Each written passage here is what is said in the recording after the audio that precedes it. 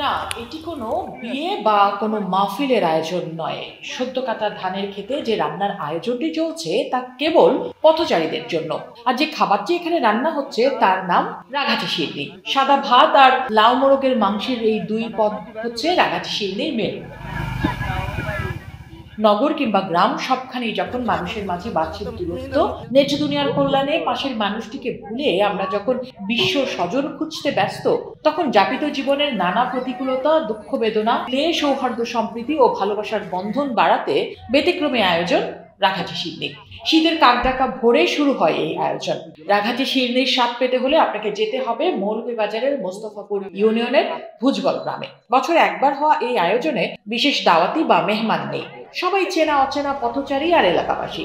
বাড়ির পাশে পড়শি যেমন আসছেন এখানে, তেমনি যাত্রা পথে গাড়ি থামিয়ে দুপুরের খাবার পেট পুরে খেয়ে নিচ্ছেন অনেকে।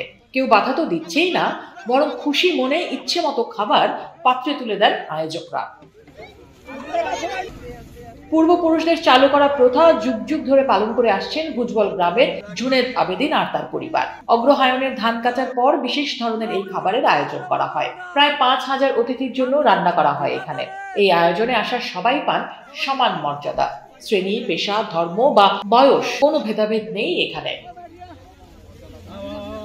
খোলা আকাশের নিচে খাওয়া দাওয়ার এই আয়োজন বহু অচেনাকেও করে তোলে চেনা, মানুষের মাঝে বাড়ায় সম্প্রীতির বন্ধন।